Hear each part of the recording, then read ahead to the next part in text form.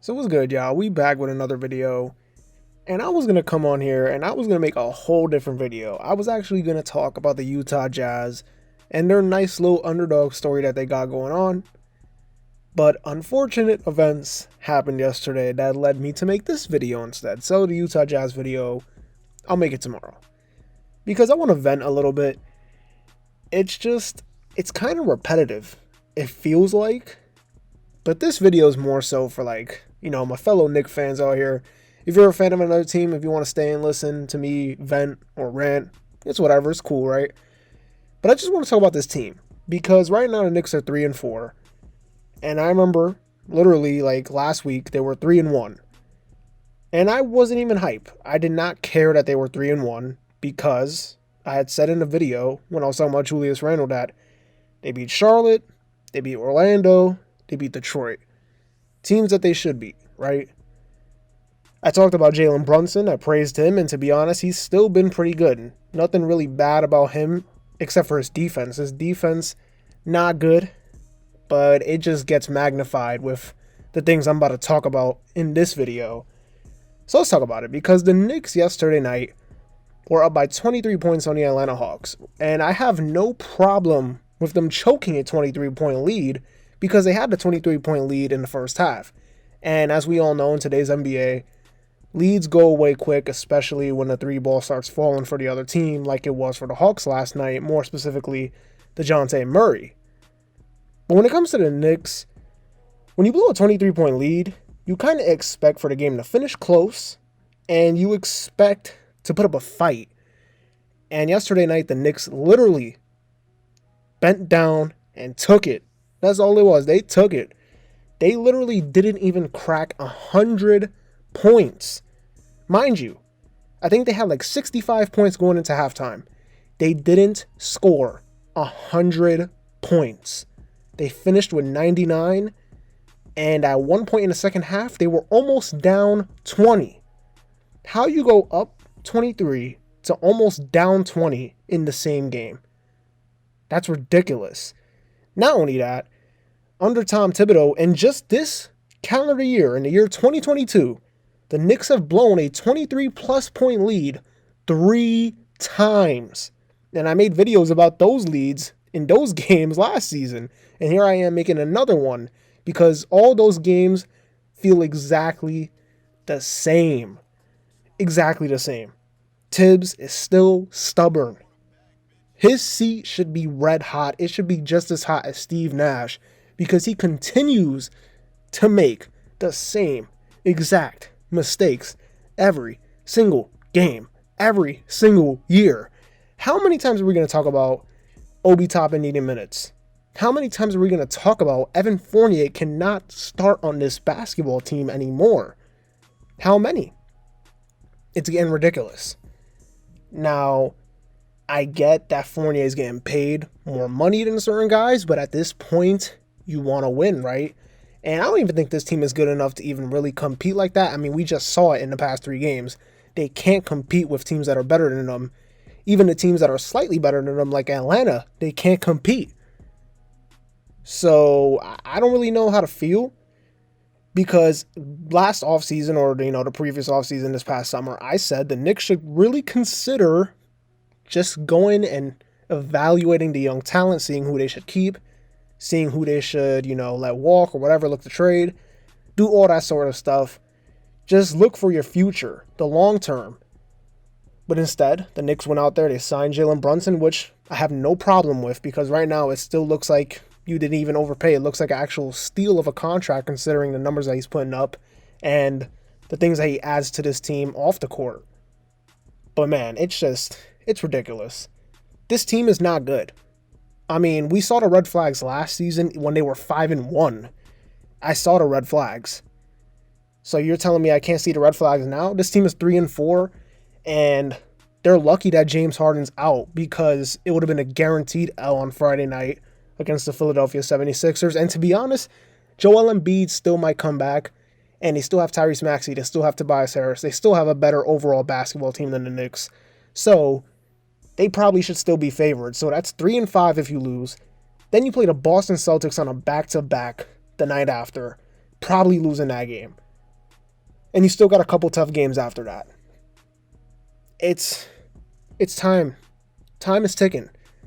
Tom Thibodeau either needs to adjust, which he's not, or he needs to go. And I think it's time. I think it's time that we consider that he's gone. I mean, to be honest, I was ready to fire him after he was blowing the 20-point leads in February of last season.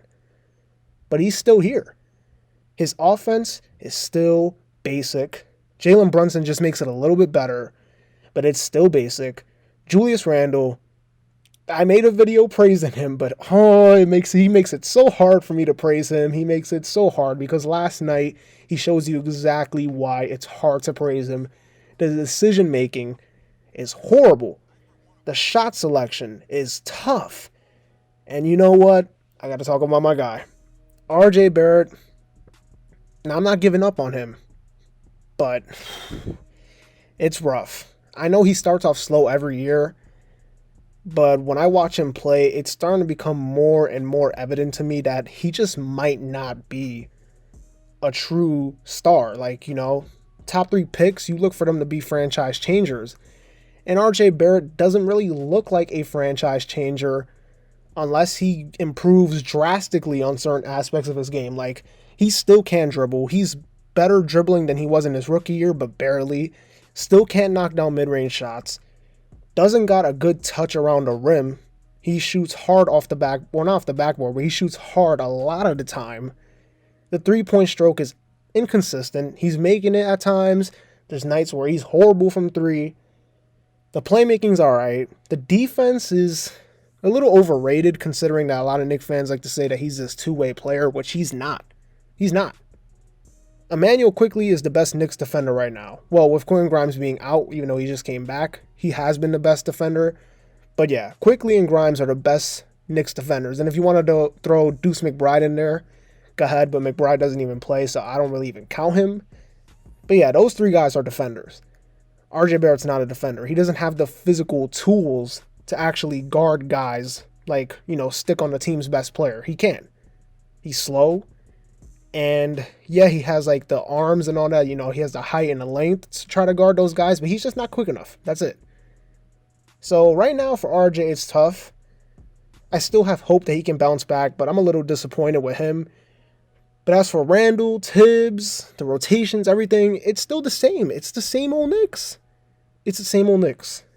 Evan Fournier, forgot about him. Evan Fournier needs to go. What a waste of a contract. If it wasn't for the fact that he was playing, between him and Joakim Noah, those would be the worst Knicks contracts in like the past, 5-6 years, however long it's been. Evan Fournier's contract is horrible. Horrible.